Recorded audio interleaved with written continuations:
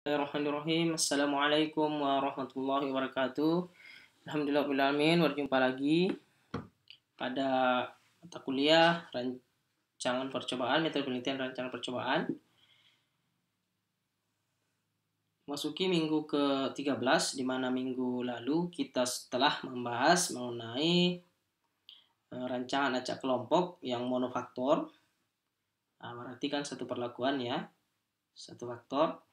Nah, pada kesempatan kali ini, insya Allah kita pada minggu ke-13 ini kita akan membahas rancangan faktorial untuk rancangan acak kelompok atau RAK faktorial atau RAK multifaktor. Itu sama saja ya. Jadi kalau nanti bertemu atau berjumpa dengan istilah-istilah seperti itu, ya, jangan kaget, jangan bingung, karena itu sama saja, sama semua. Jelasnya rancangan acak kelompok yang rancangan lingkungannya ini adalah rancangan yang lebih dari satu faktor atau lebih dari satu perlakuan. Nah, masih bersama saya Setiawan Putrasya, dosen prodi peternakan Universitas Sulawesi Barat. Oke, kita lanjut saja seperti biasa. Sebelum menuju perkuliahan, saya akan membacakan apa capaian pembelajaran mata kuliah yang akan kita peroleh, akan kita capai pada perkuliahan kali ini. Nah, setelah mengikuti perkuliahan, kalian sebagai mahasiswa ini sudah dapat melakukan perancangan percobaan dengan pola faktorial. Nah, sebenarnya pola faktorial untuk 2 minggu sebelumnya itu sudah bisa untuk RAL. Serta pada kesempatan kali ini, kalian sudah akan dapat menganalisis dan melakukan perancangan percobaan dengan rancangan acak lengkap, rancangan acak kelompok RAK pola faktorial. Nah, di mana yang RAL tersebut, yang RAL faktorial ini sudah bisa dilakukan oleh kalian. Nah, untuk kali ini insya Allah kita akan mempermantap lagi seperti apa rancangan yang memiliki pola faktorial, baik RAL maupun RAK. Namun untuk perhitungannya nanti kita akan fokus ke rancangan acak kelompoknya. Oke, kita langsung saja. Kita mulai dari pengertian dasarnya dulu. Ini ada beberapa pengertian-pengertian atau definisi-definisi yang harus kalian ketahui sehingga tidak bingung dalam mempelajari rancangan yang banyak macamnya. Nah, untuk yang rancangan faktorial ini atau multifaktor, lebih dari satu faktor. Nah, ini merupakan suatu perancangan percobaan di mana perlakuannya dibentuk oleh kombinasi taraf-taraf dari beberapa faktor. Nah, jadi ada kombinasi taraf dari beberapa faktor. Faktor ini adalah perlakuannya. Nah, jadi kalau di faktorial ini ada beberapa faktor, lebih dari satu. Kalau monofaktor kan satu faktor. Artinya kan satu perlakuan. Kalau yang faktorial ini adalah lebih dari satu faktor, ya minimal dua faktor, dua perlakuan. Nah, jadi perlakuannya ini terbagi. Ada faktor pertama, faktor kedua, faktor, dan seterusnya. Nah, berapapun jumlah faktor. Nah, ya tentunya semakin banyak faktornya atau semakin banyak perlakuannya, faktor kan perlakuannya. Nah, maka akan semakin ribet lah, semakin kompleks perhitungannya. Nah, untuk tarafnya sendiri, ini adalah tarafnya ini. Nah, taraf dari perlakuannya. Nah, misalnya, nanti dijelaskan ini taraf perlakuannya. Ada simbolnya ini P0, P1, P seterusnya. Nah, kalau misalnya faktor pertama adalah ayam 1, ayam 2, ayam 3, begitu. Kemudian yang di sini kotoran pupuk 1, pupuk 2, 3, dan seterusnya. Seperti itu. Nanti kita jelaskan selanjutnya. Nah, apa itu faktor tadi? Faktor saya sudah katakan bahwa faktor adalah perlakuan atau disebut juga variabel bebas. Nah, variabel bebas simbolnya X. Apa itu variabel bebas? Variabel bebas adalah variabel yang dikontrol peneliti, kita yang mengontrolnya. Nah, karena dikatakan bebas karena ya kita bisa bebas menentukan berapapun perlakuan yang diberikan. Sehingga disebut variabel bebas. Jadi kalau ditanya variabel bebasnya apa? Nah, itu adalah pertanyaannya sama kalau kita bertanya perlakuannya apa. Nah, itu sama. Jadi kalau seminar ditanya variabel bebasnya apa, ya jawab perlakuannya apa. Sama itu. Jangan sampai kalian bingung. Variabel bebas apa variabel bebas? Nah, perlakuan sama saja. Nah, jadi kalau untuk faktorial, variabel bebasnya ya pasti lebih dari satu, atau faktornya atau perlakuannya pasti lebih dari satu. Itu variabel bebas. Misalnya varietas, pupuk, jenis kompos, suhu, biofertilizer, jenis tanah, jenis ternak, jenis pakan, jenis suplemen. Nah, itu semua bisa menjadi faktor untuk perlakuan atau variabel bebas. Nah, tergantung nanti kita yang memberikan. Nah, jenis pakan misalnya tergantung kita mau jenis pakan apa yang diberikan. Mau pakan komplit, mau pakan organik, mau pakan sumber protein, sumber karbohidrat, sumber mineral misalnya. Ya terserah. Nah, jumlahnya, tarafnya misalnya. Nah, nanti ada taraf ya, ini taraf ya. Nah, mau 1 kilo, 2 kilo, 3 kilo, 4 kilo, nah, itu adalah taraf ya. Nah, terserah. Nah, karena dia adalah variabel bebas. Dikontrol kita yang menentukan. Nah, nanti hubungannya kemana? Hubungannya ke respon. Nah, apa itu respon? Nanti kita jelaskan. Kita masuk ke taraf dulu, taraf atau level.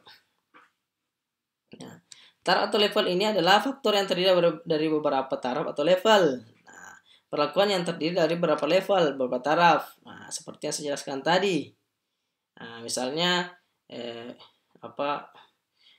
pakan sumber protein, 1 kilo, 2 kilo, 3 kilo. Nah, itu tarafnya itu 1 kilo, 2 kilo, 3 kilo, atau bahkan 0 kontrol tidak diberikan. Nah, itu taraf juga namanya.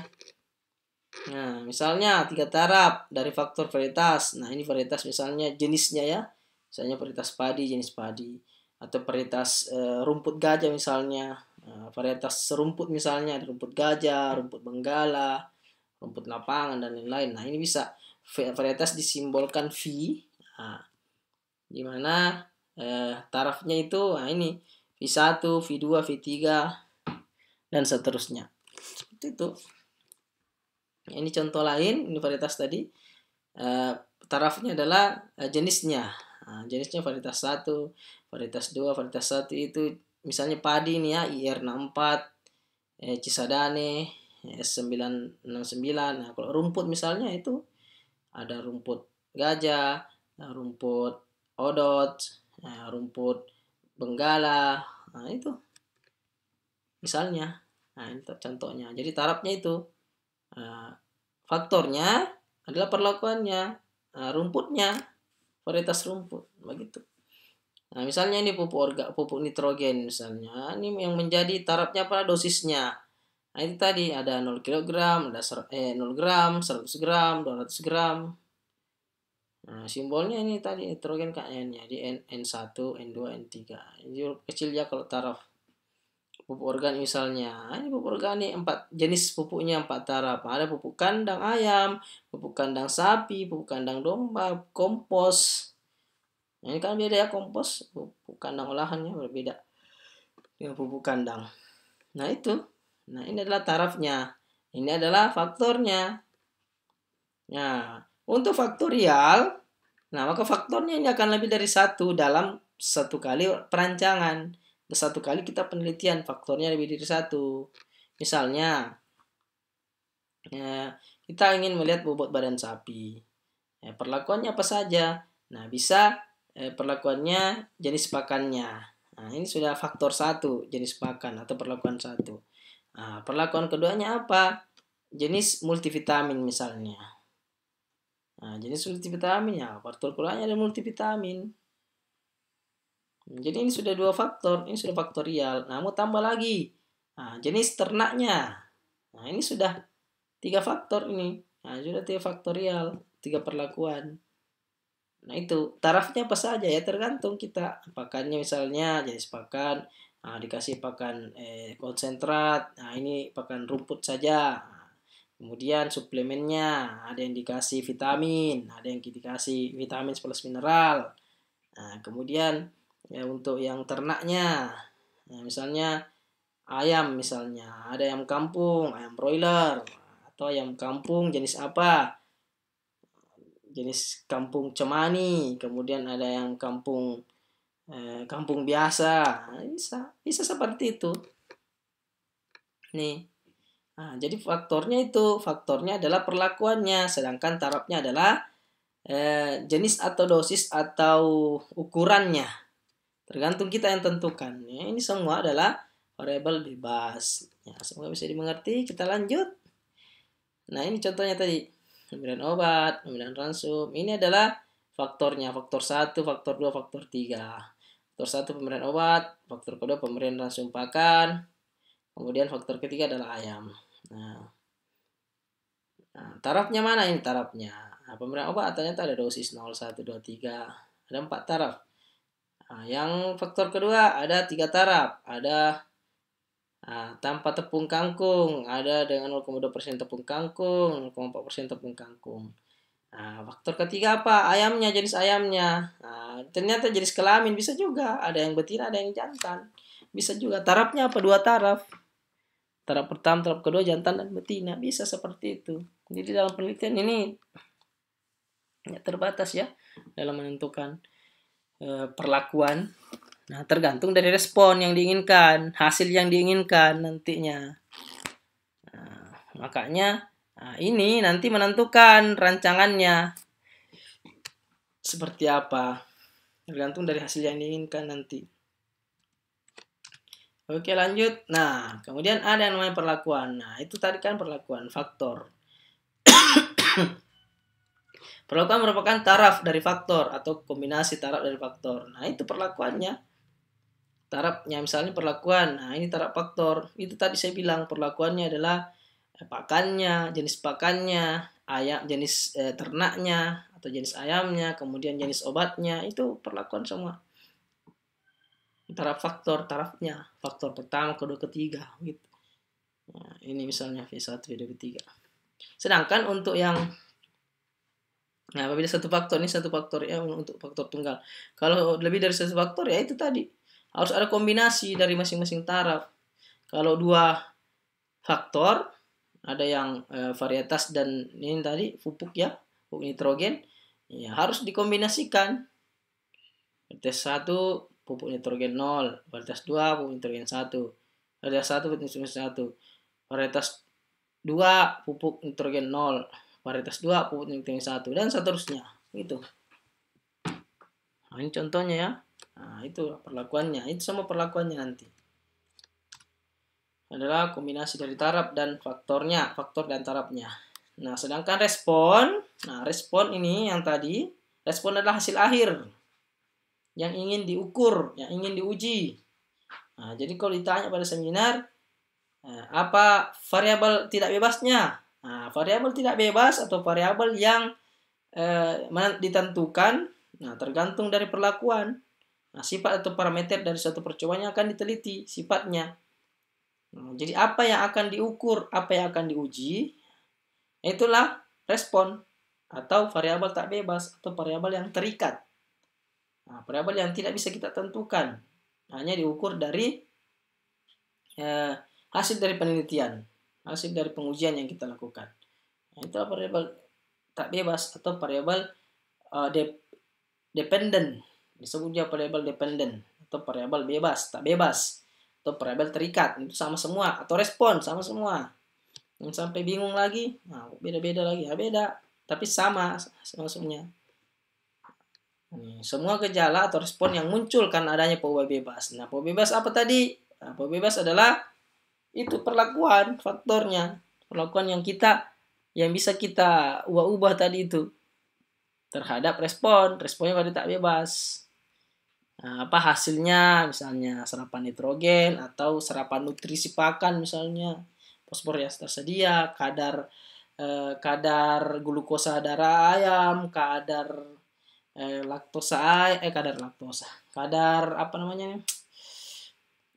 kadar kolesterol ayam, misalnya kolesterol sapi kah, misalnya kolesterol daging kah, kolesterol telur. Nah, itu semua pH-nya.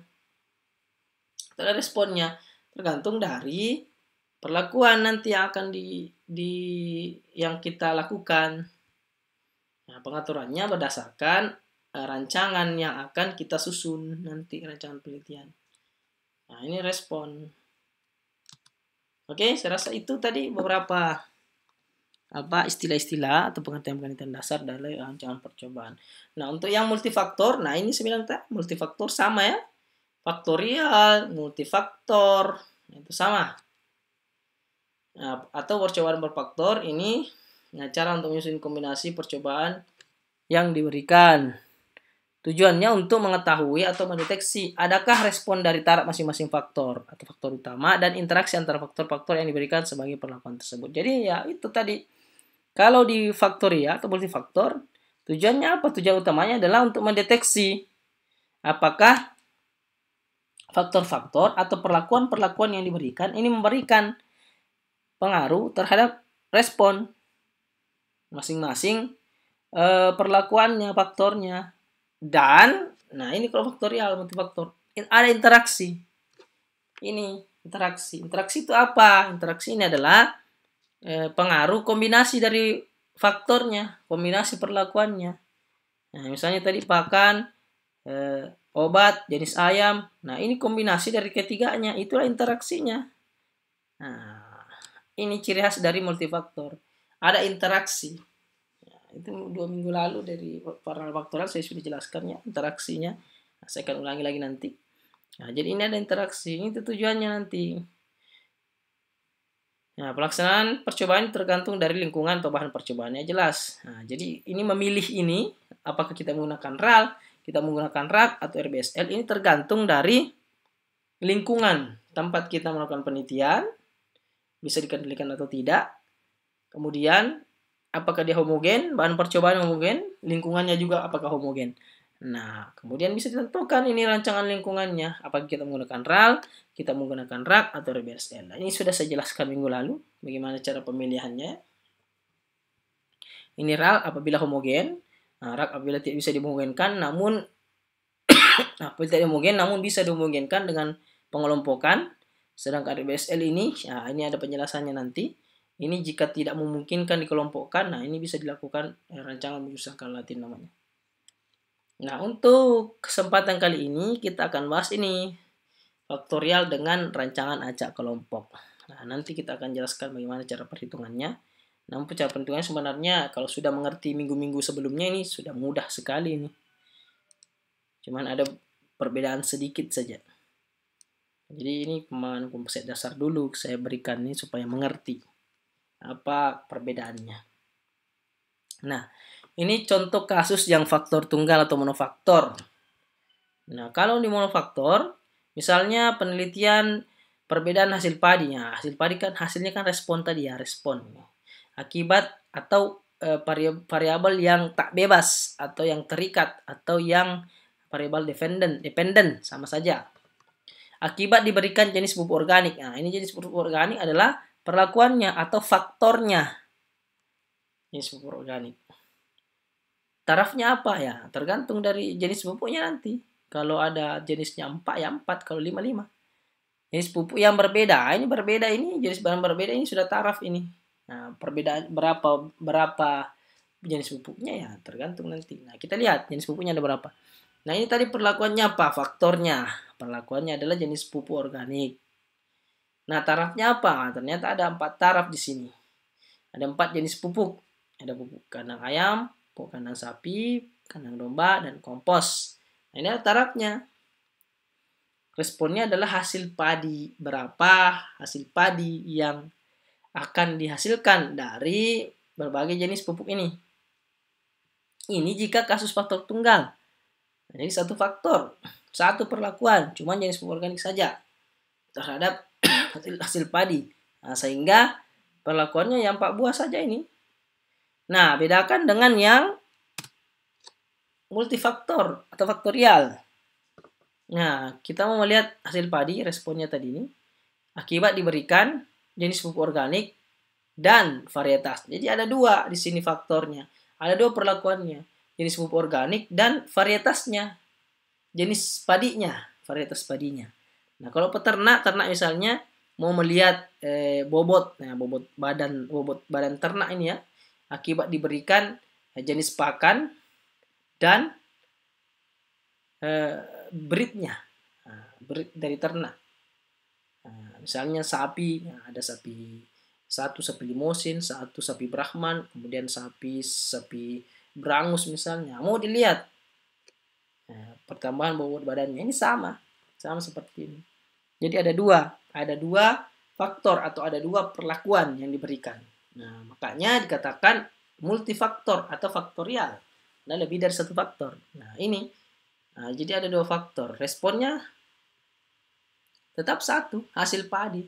Jadi ini variabel independent atau variabel tak bebas.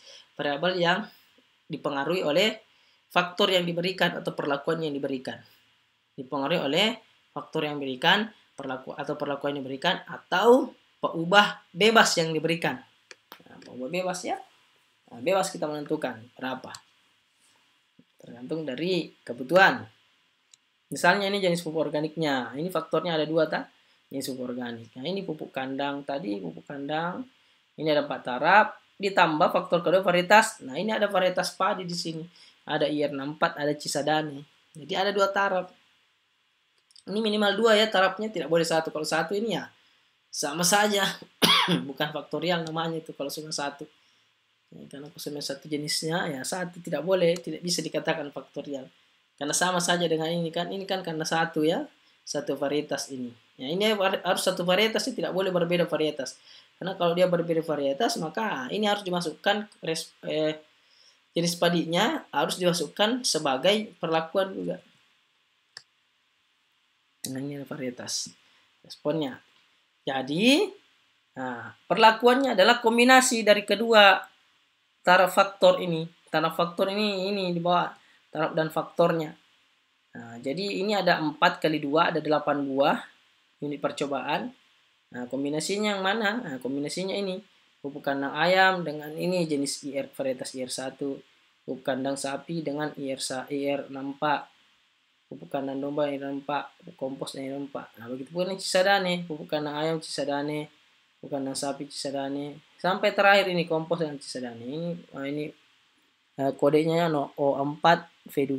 Nah, jadi ada 8 buah semua. Nah, itu lebih banyak dibandingkan yang monofaktor itu tadi sebelumnya. Nah, seperti inilah bagan atau mekanisme dari perancangan percobaan yang model faktorial. Ini masih sederhana ya. Nah, ini contohnya yang ini ayam tadi, ini di ternak ini ayam. Percobaan berfaktor, percobaan yang memiliki 2 faktor atau lebih. Percobaan berfaktor yang sederhana, ini paling sederhana 2 kali 1. Karena kalau 2 kali 2, kalau 2 kali 1 ya tidak bisa. Nah, kalau 2 kali 1 cuma 1 ini ya tidak usah, ngapain. Itu namanya monofaktor. Minimal 2 kali 2 ya. Nah, misalnya faktor A dengan 2 taraf. Faktor A-nya apa? Jenis ayam. Ada ayam ras, ada ayam buras. Ayam ras, ada ayam buras. Ayam ras simbolnya A0, ayam buras simbolnya A1. Kemudian yang kedua, faktor kedua atau perlakuan kedua adalah jenis pakan. Ada yang dikasih jagung, ada yang tidak diberi jagung. Nah, yang B0 ini tanpa jagung, yang satu diberi jagung. Nah, seperti ini bisa. Nah, ini paling sederhana ini. Responnya apa? Nah, tergantung nanti apa yang mau dilihat responnya. Kalau bobot badannya mau dilihat, atau sistem perlemakan dari karkasnya mau dilihat, atau kolesterolnya kamu dilihat, ya bisa. Terserah apa yang mau diperhatikan. Yang jelasnya ada hubungan bahwa variabel yang bebas yang kita tentukan ini memiliki dasar ilmiah dapat mempengaruhi variabel tak bebas atau respon nantinya. Yang sampai tidak ada hubungannya, tidak ada dasar ilmiahnya ya bisa juga dilakukan pengujian. Harus bisa diuji. Maka kalau seperti ini akan diperoleh 4 kombinasi perlakuan. Nah, A0, B0, A0, B1, A1, B0, dan A1, B1. Nah, ini sederhana sekali, ada 4. Jadi seperti ini bisa. Ini sederhana sekali. Ya, jadi Ya, sederhananya seperti ini yang multifaktor. Nah, kapan digunakan? Perlakuan yang dicobakan ini kombinasi antara taraf beberapa faktor. Jadi harus lebih dari 2 faktor. Kalau satu tidak bisa. Itu real monofaktor namanya. Atau real satu perlakuan. Cirinya adalah adanya interaksi, adanya persilangan antar setiap taraf dari masing-masing faktor. Itu tadi yang dikombinasikan semua perlakuannya. Faktor yang dilibatkan bersifat saling bersilang, bukan tersarang. Apa yang tersarang? Nah, nanti ada penjelasannya juga ini. Yang jelasnya, mereka harus bersilang, ada interaksi antara satu faktor dengan faktor lainnya, antara taraf faktor yang satu dengan taraf faktor yang lainnya. Nah, itu kan sudah tadi saya jelaskan, itu bersilang semua, jadi ada interaksi. Nah, kalau oral biasa ya tidak usah, tidak perlu ada interaksi, satu saja, satu perlakuan saja yang dibahas, yang dianalisis. Kondisi lingkungan yang dihadapi homogen, ini juga homogen, atau dapat juga dikatakan serba sama. Diasumsikan homogen. Ini real. Nah, apabila tidak homogen, maka bisa dihomogenkan dengan sistem blok atau blok satu arah rak faktorial. Bisa digunakan rak. Nah, namun apabila tidak bisa dikelompokkan, tidak bisa dihomogenkan dengan kelompok, nah itu bisa juga. Bisakah? Tidak bisa, tidak. Karena sulitnya dihomogenkan datanya, bisa.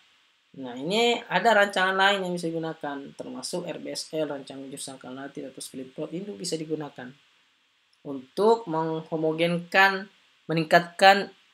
menurunkan galat dan meningkatkan tingkat homogenan data. Nah, itu nanti ada rancangan lain.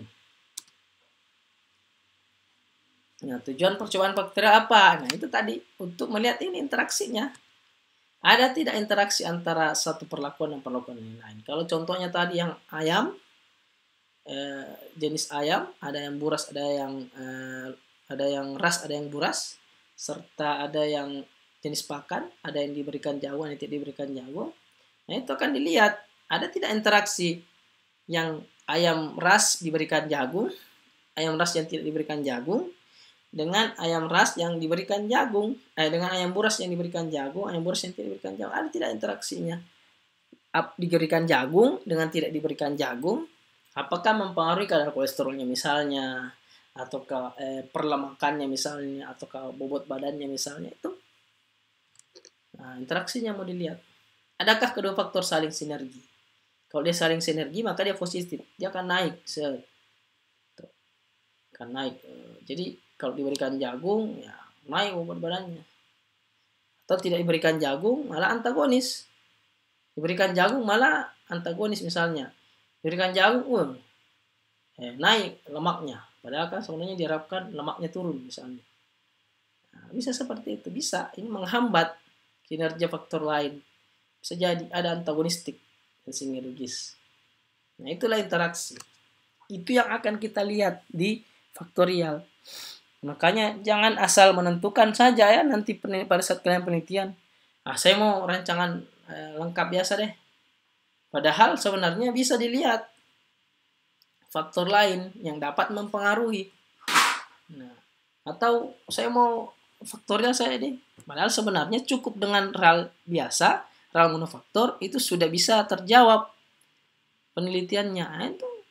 Nah, makanya harus betul-betul dicermati, dilihat kebutuhan dari penelitiannya. Tergantung dari respon nanti yang akan dilihat. Adanya kedua mekanisme tersebut cenderung meningkatkan pengaruh interaksi antar kedua faktor. Nah, ini yang sinergi dan menghambat. Nah, apa itu interaksi?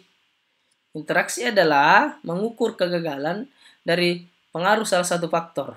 Nah, jadi ada faktor yang tidak berpengaruh untuk tetap sama pada setiap taraf faktor yang lain, atau secara sederhana bisa diartikan bahwa interaksi antar faktor adalah apakah pengaruh dari faktor tertentu tergantung pada faktor lainnya. Nah, jadi kan dua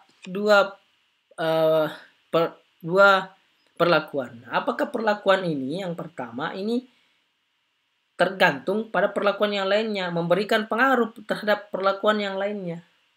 Ada interaksi atau tidak. Nah, itu yang mau dilihat.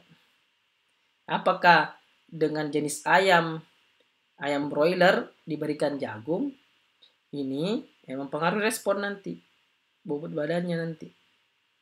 Ataukah apakah dalam pemberikan jagung ini mempengaruhi? Nah, itu ada interaksi, itu yang mau dilihat jika faktorial. Nah, bisa juga dilihat satu persatu, mau dilihat berat badannya saja, mau dilihat bobot badannya saja, mau dilihat pengaruh ayamnya saja, atau mau dilihat pengaruh jagungnya saja, bisa. Nah, namun yang paling utama adalah interaksinya, ini yang mau dilihat. Nah, ini ada perbedaannya, ini ada interaksi namanya kalau seperti ini. Nah, karena datanya ini bisa bersilangan, seperti ini ada interaksi ini. Nah, seperti ini. Jika datanya seperti ini, nah namun kalau seperti ini tidak ada interaksi ini. Ini saling lurus saja itu. Karena sama ini antara pertama kedua sama. Kenaikannya sama, tidak ada perbedaan. Begitu pula dengan ini. Ini bersilangan di sini sama, tidak ada perbedaan. Nah, yang ada perbedaan seperti ini, ada interaksi. Nah, ini. Nah, dia interaksinya negatif ini, kalau ini positif nih. Ini naik. Nah, begitu pula dengan ini positif ini. Nah, ini turun. Ini dosis obat nih. Waktu komplit. Waktu selesainya obat. Nah, ini seperti ini. Nah, jadi ini ada interaksi seperti, kalau hasil datanya sepertinya interaksi. Kalau hasil datanya sama seperti lurus-lurus saja itu, tidak menyinggung antara yang percobaan antara yang faktor 1 dan faktor 2, ya maka tidak ada interaksi, itu pasti. Seperti itu. Nah ini contohnya pengaruh interaksi. Jadi ada, kalau seperti ini ya tidak ada interaksi. Antara ini B-nya ini tidak ada. Begitu pula dengan ini tidak ada, karena saling lurus saja. Nah, jadi pengaruh sederhana B sama pada setiap taraf A, sama pada setiap taraf A. B sekian, ya A juga sekian. Nah, jadi keduanya itu saling bebas, independen, bebas, tidak terikat dua-duanya. Nah, jadi nanti interaksinya tidak berpengaruh. Nah, kita lihat lagi masing-masing perlakuan A, perlakuan B, faktor A, faktor B, ada tidak pengaruh terhadap respon, terhadap variabel tidak bebas respon. Nah, lain lagi ke interaksi ya. Nah, ini bisa makanya kalau RAL ini banyak yang bisa dibahas. Nah, kalau seperti ini tadi, nah ini ada interaksi. Dapat disebabkan karena pengaruh gradien dari respon, bisa. Nah, ini juga bisa dapat disebabkan karena perbedaan arah dari respon. Nah, ini ada interaksi karena saling bersilangan. Ini nanti akan bersilangan. Tidak sama hasilnya antara A dan B. Ada interaksi. Interaksinya apa ya? Tergantung dari respon yang akan dilihat. Seperti itu. Keuntungan faktorial ini lebih efisien dalam menggunakan sumber-sumber yang ada ya, karena banyak yang bisa dimasukkan. Nah, jadi tidak usah penelitian 2 kali. Nah, bisa 1 kali. Nah, itu bisa dilihat pengaruh dari suatu perlakuan dengan perlakuan yang lain, itu bisa. Nah, selama ada dasar ilmiah bahwa hal ini berkaitan. Nah, kalau tidak berkaitan ya jelas tidak bisa ya. Informasi yang diperoleh ini lebih komprehensif. Nah, karena banyak yang bisa dibahas.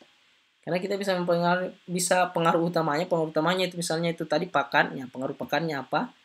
Nah, kemudian 2 jenis ayamnya, pengaruh jenis ayamnya apa. Nah, itu bisa dipelajari. Bisa juga interaksi antara pengaruh pakan dengan ayamnya. Nah, ini lebih komprehensif. Bisa dilihat. Jadi lebih luas dalam membahas nanti. Hasil penelitiannya lebih komprehensif. Nah, hasil percobaan dapat diterapkan dalam suatu kondisi yang lebih luas. Nah, ini saya bilang tadi. Karena kita mempelajari kombinasi beberapa faktor. Lebih luas hasilnya. Nah, kerugiannya apa? Jelas. Pasti ada statistiknya lebih ribet, lebih kompleks. Nah, namun ya masih sederhana sih kalau RAL faktorial.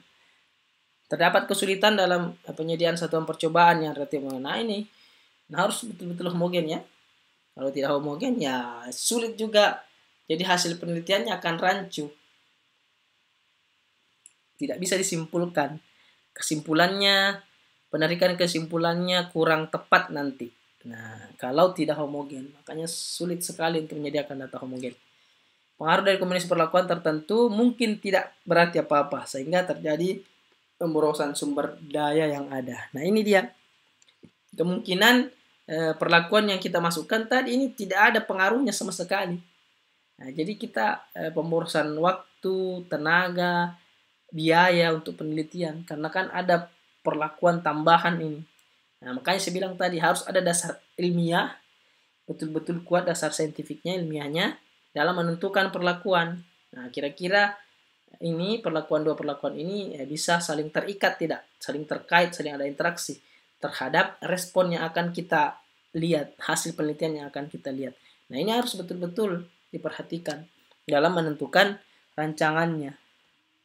Nah, kita perlu tidak kita menggunakan faktorial atau cukup dengan monofaktor saja. Nah, itu semoga bisa dimengerti. Nah, contoh kasus ini peneliti ingin meneliti bagaimana pengaruh pemberian pupuk nitrogen dan fosfor. Nah, ini ada dua ya, nitrogen dan fosfor. Ini faktor pertama, faktor kedua, perlakuan pertama, perlakuan kedua. Variabel independen 1, variabel independen 2, sama semua. Terhadap hasil padi. Nah, ini variabel independennya atau responnya atau hasilnya.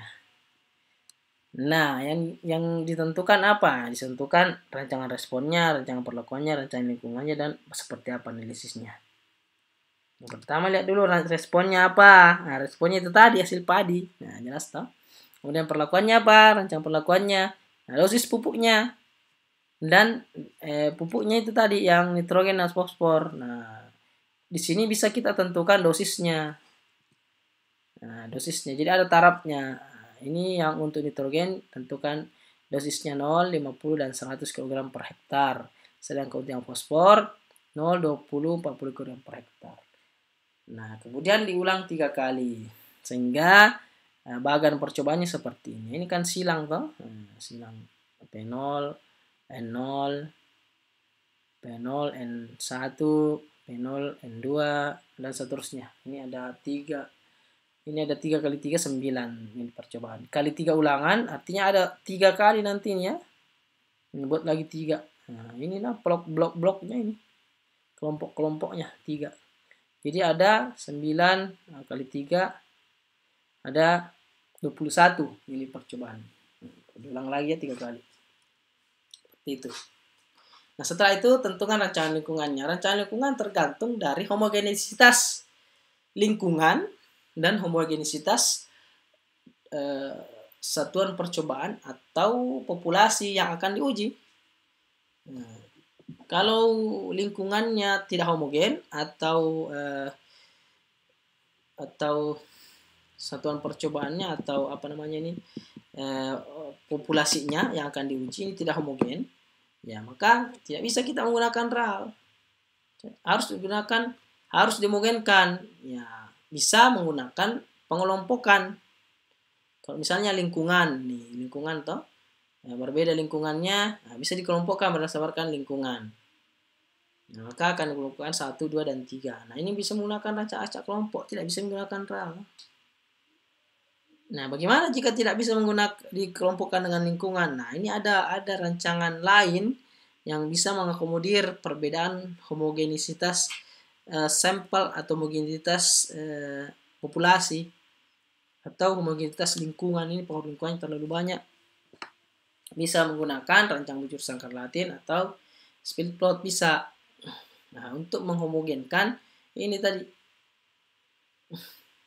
lingkungannya. Seperti itu, sekiranya sudah jelas ini ya. Nah, RAL sudah saya jelaskan 2 minggu lalu. Nah, kita masuk ke rancangan acak kelompok. Nah, tadi sudah ditentukan rancangan lingkungannya. Nah, sekarang kita masuk ke rancangan acak kelompok. Nah, bagaimana analisis datanya. Nah, itu kan tadi mana tadi urutannya. Nah, ini tadi respon, kemudian perlakuan sudah, rancangan lingkungannya kita menggunakan RAK ya. Kemudian analisisnya seperti apa, rancangan analisisnya seperti apa. Nah, untuk RAK sendiri, kan sudah ya 2 minggu lalu. Untuk rak sendiri, model matematikanya, model linearnya, linear aditifnya seperti ini. Nah, mirip dengan rancangan acak kelompok biasa atau mirip dengan yang RAL faktorial, namun ada tambahan di sini, ada rho k ini. Ini simbol P ini begini, rho ya, bacanya rho. Nah, jadi ada mu tambah alpha I tambah beta J tambah alpha beta IJ tambah rho k tambah epsilon IJK. Nah, rho k ini apa? Ini kelompok ini. Ada kelompok di ini. Nah, ini faktor pertama, ini kan ini faktor kedua. Perlakuan pertama, perlakuan kedua. Nah, ini interaksi. Kemudian ini kelompok. Tetap kelompok dimunculkan. Kenapa? Nah, ini untuk mengurangi, seperti yang saya jelaskan, ini untuk mengurangi galatnya. Jadi ada ini ditambahkan. Nah, jumlah kuadratnya nanti ini dapat mengurangi jumlah galat sehingga pembaginya lebih kecil. Jika pembaginya galatnya lebih kecil, maka F hitungnya ini bisa lebih besar dibandingkan F tabelnya nanti. Itu kan yang saya jelaskan minggu lalu. Mudah-mudahan masih ingat dan bisa dipahami di sini. Ini keterangannya sudah, silakan dibaca. Saya kira jelas ini. Nah, denahnya, nah ini perbedaan denah bagan percobaannya, denah percobaannya.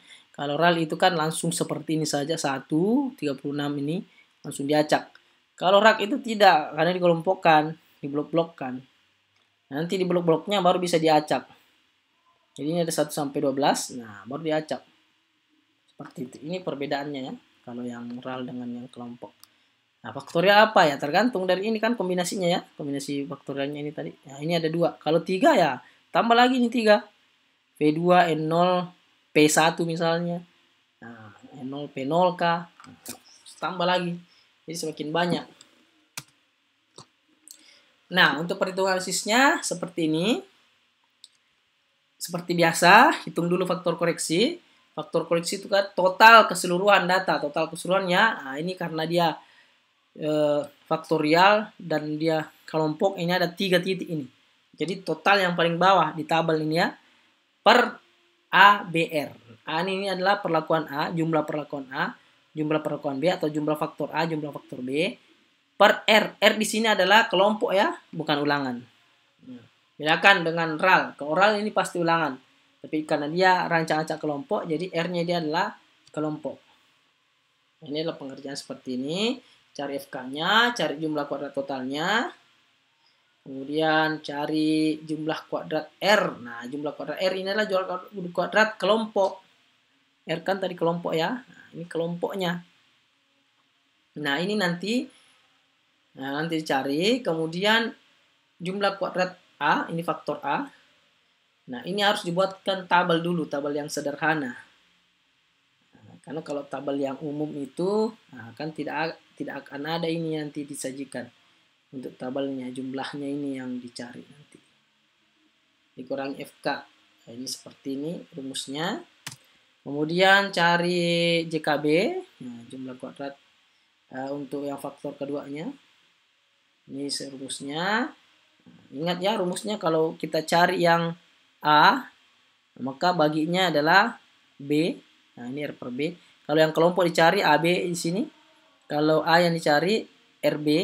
Nah, kelompok dikali B. Nah, silang ya. A dicari B. Kalau yang B dicari A kali A ya. Nah, jangan sampai salah. Ada yang biasa salah di sini ya, minus hasilnya. Ini bahaya itu. Ini yang salah di sini ya sudah pasti salah ke bawah tuh. Masa ini yang susahnya kalau kita melakukan analisis seragam ya. Kalau tabulasi sudah salah, itu di bawah salah semua. Begitu pula dengan rumusnya ini. Ya, perhitungan rumusnya salah faktor koreksi ya salah semua sampai di bawah. Seperti itu kelemahannya ya. Maka harus teliti dalam memasukkan data dan harus menghitung. Nah, sudah JKB, cari lagi JKAB. Nah, per R ini ya, perlakuannya atau bukan perlakuan. Per ulangan atau kelompok, per kelompok. Nah, ini kalau yang AB. Nah, kemudian JKG ya tinggal dikurangi semua. Jika totalnya kurang JKK, JKA, JKB, JKB. Itu rumusnya. Saya kira sudah mengerti. Kalau sudah paham minggu lalu, soalnya ini sudah paham nih. Nah, tabel yang sisi ragam. Nah, ini yang RAL ini, RAL faktorial. Ini ada perlakuan AB, galak, dan total. Nah, perbedaannya apa? Nah, ini ada tambahan kelompok. Yang kelompok ya. Nah, itu aja perbedaannya. Nah, yang lain sama semua. Nah, cara hitungnya juga ya sama. DB-nya sama. Nah, ini sudah ada rumusnya. Jumlah kuadratnya sama.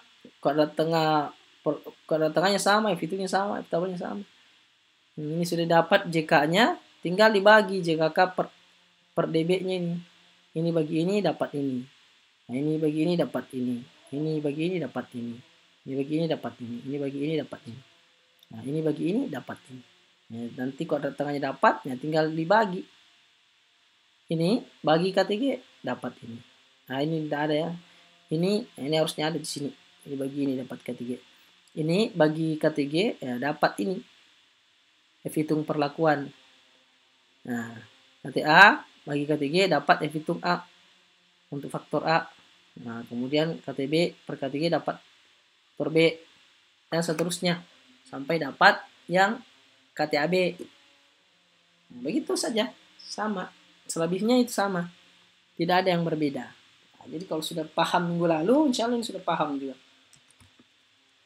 Nah, ini hipotesisnya. Nah, jadi untuk yang faktorial RAG, ya, hipotesisnya ini ada beberapa. Ini ada 3. Ada yang interaksi. Jadi buat hipotesis interaksi. Kemudian ada yang faktor A, faktor utama A, dan faktor utama B. Nah, faktornya tergantung dari perlakuannya nanti. Perlakuan apa di sini, perlakuan apa di sini. Nah, ini tinggal diubah saja sesuai dengan yang perlakuan yang digunakan. Nah, ini mirip-mirip dengan minggu lalu. Oke, kita lihat contoh terapannya. Ini ada data. Percobaan pengaruh pengolahan tanah dan pupuk organik terhadap indeks stabilitas agregat. Jadi indeks stabilitas agregatnya menjadi respon. Pupuk organik ini adalah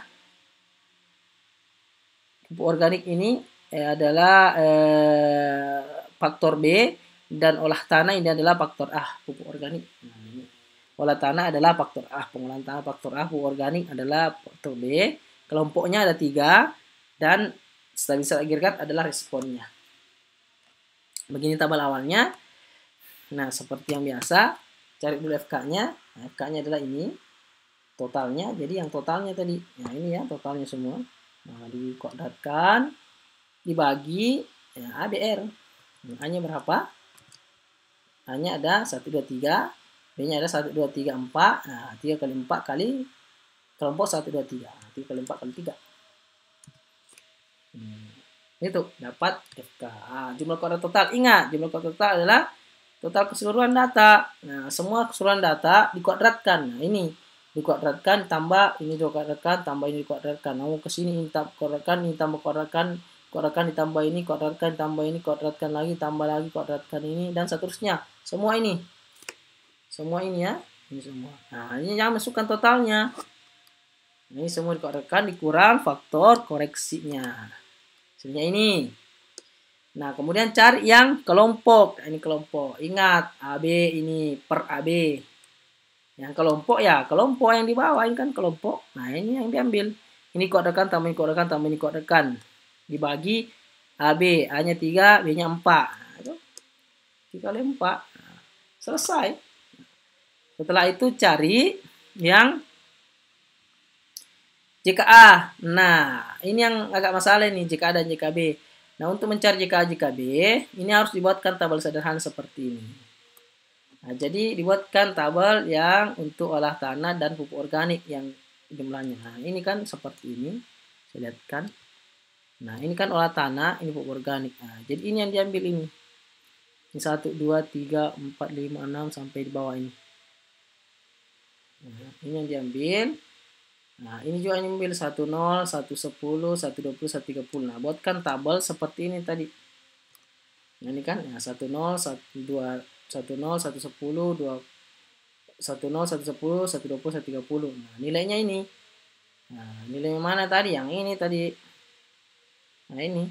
Nah, 10 nilainya ini, 110 nilainya ini, 120 nilainya ini, 130 nilainya ini. Begitu seterusnya 20 ini. Nah, buat tabel seperti ini.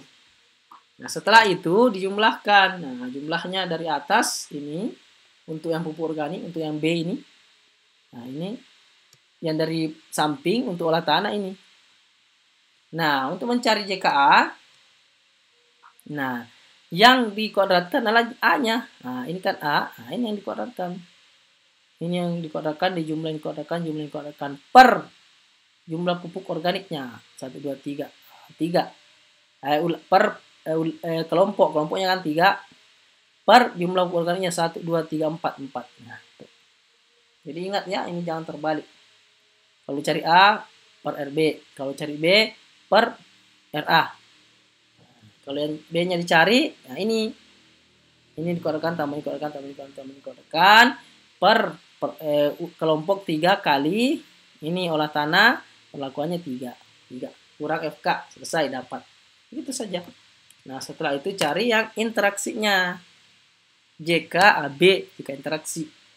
Nah, adalah jumlahnya ini kuadrat, yang interaksinya per R-nya. Interaksinya yang mana? Ini semua di dalam ini tadi.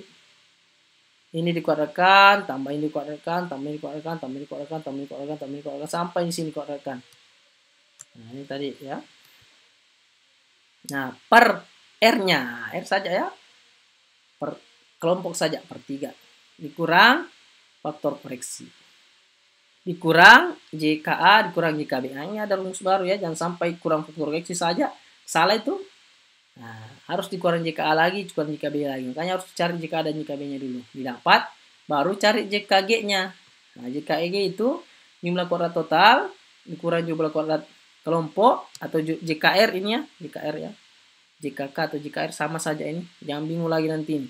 Nanti saya gantilah JKR ini. Kurang JKA, kurang JKB, kurang JK interaksi AB. Nah, didapat JKG-nya. Setelah dapat semua, buat dicari adalah jumlah kuadrat tengahnya, KT-nya. Nah, namun untuk memudahkan, nah ini kan setelah jumlah kuadrat dicari kuadrat tengahnya. Untuk memudahkan, buat langsung di tabelnya seperti ini. Nah, ini kan sebenarnya kan belum ada ya. Ini belum ada. Ini datanya dari sini. Ini cuma ada data yang ini. Nah, ini tinggal buatkan tabelnya. Nah, cari DB-nya, derajat bebas ada rumusnya nih. Nah, dicari saja, gampang sekali. Nah, sudah dapat jumlah kuadratnya, masukkan semua, tinggal dibagi saja. Jumlah kuadrat ini, untuk kuadrat tengah kelompok, nah, ini jumlah kuadrat kelompok dibagi DB-nya, bagi 2. Nah, hasilnya ini. Nah, ini bagi ini, hasilnya ini. Ini dibagi ini, hasilnya ini. Ini bagi ini, hasilnya ini. Ini bagi ini, hasilnya ini. Nah, ini nah, tetap satu ini kan. Ada. Nah, setelah dapat kuadrat tengahnya, tinggal dibagi lagi. Kuadrat tengah bagi jumlah kuadrat. Ini bagi ini, hasilnya ini. F hitung untuk kelompok.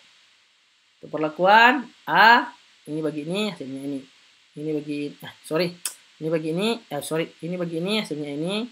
Ini bagi ini, hasilnya ini. Ini bagi ini, hasilnya ini. Dan ini bagi ini, tidak ada. Tidak usah kalau galak.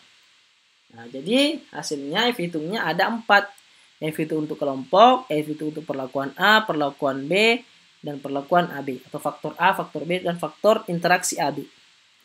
Kemudian dibandingkan dengan F hitung. Cara mencari F hitung saya sudah jelaskan minggu lalu, dan 2 minggu lalu juga. Silahkan lihat tabelnya, nanti saya lampirkan juga. Nah, ini sudah ada di sini, ditampilkan di sini. F hitungnya yang 2,5 dan 6,1. Nah, ini sudah ada juga, dan dimasukkan. Nah, kesimpulan, ini pakai 95% ya, artinya dia yang 0,05 saja ini, 0,1 tidak. Nah, pengaruh interaksi ini tidak signifikan. Nah, ini tidak signifikan interaksinya AB. Karena F hitungnya lebih kecil dari F tabel 0,05. Apalagi yang 0,1 ya jelas pasti. Begitu pula dengan kelompok, tidak signifikan. Disimbolkan dengan TN. TN itu ya tidak nyata. Tidak signifikan, tidak nyata. Sedangkan yang perlakuan A dan B, nah artinya kan ini saya bilang keluasannya ya. Bisa perlakuan utama saja yang dilihat pengaruhnya, bisa interaksi. Nah, ini karena interaksi, tidak ada interaksi, maka ya yang dibahas adalah perlakuan utama saja, karena perlakuan utamanya ternyata perlakuan A-nya signifikan dan perlakuan B-nya pun signifikan. Dan signifikannya ini sangat signifikan ya, karena dia lebih besar dari 0,01. Bukan cuma 0,5 saja, sangat signifikan. Nah, ini pengaruh faktor A dan pengaruh faktor B. Seperti itu. Kesimpulannya, semoga bisa dipahami, bisa dimengerti. Nah, ini contoh yang kedua. Sama, nah, silakan dihitung-hitung, dilihat ya, dibaca. Nah, ini langsung ke tabelnya saja ini. Tabel analisis seragam atau tabel ANOVA-nya. Sama itu yang sebelumnya. Nah, semoga bisa dipahami. Sekian dan terima kasih. Itu yang bisa saya jelaskan pada perkuliahan kesempatan kali ini. Semoga dimudahkan dalam kuliah dan saya harapkan tidak putus semangat, tidak menyerah dalam belajar. Ya, memang belajar itu banyak tantangan dan sulit ya, sangat sulit. Jangan patah semangat, selalu mau berusaha. Nah, dan untuk memudahkan nanti silahkan kerjakan lagi tugasnya. Insya Allah akan ada tugas, dan tugasnya adalah ini. Nah, ini tugasnya. Nanti saya akan lampirkan juga di penugasan yang seperti biasa di e-learning. Ini ada datanya, silahkan dicari. Nah, ini adalah percobaan pengaruh jenis pakan B1 B2 pada 2 jenis ayam, A0 dan A1 terhadap kadar kolesterol darah. Nah, ini kadar kolesterolnya ya, diperoleh dan sebagai berikut datanya. Carilah, buatlah hipotesisnya, kemudian hitung atau lakukan analisis seragam, RAK faktorialnya, kemudian buat tabel analisis seragam atau tabel ANOVA-nya, dan buat kesimpulannya. Seperti minggu lalu lah soal tugasnya. Oke, selamat belajar. Semoga bisa dimudahkan dan dilancarkan, dan semoga sukses. Jika ada pertanyaan, saya bilang kembali lagi, silahkan bertanya dan kita diskusikan. Jika memang tidak mengerti, nanti kita akan diskusikan dan kita cari solusinya bersama. Nah, ini sudah ada grup, silahkan dimanfaatkan fasilitas yang diberikan. Nah, memang agak sulit ya karena kondisi saat ini. Semoga pandemi juga bisa berlalu dengan cepat sehingga kita bisa bertatap muka kembali. Ini lebih seru kalau bertatap muka. Oke, saya kira cukup sekian penyampaian dan kuliah dari saya. Saya ucapkan terima kasih dan selamat belajar. Saya akhiri. Assalamualaikum warahmatullahi wabarakatuh.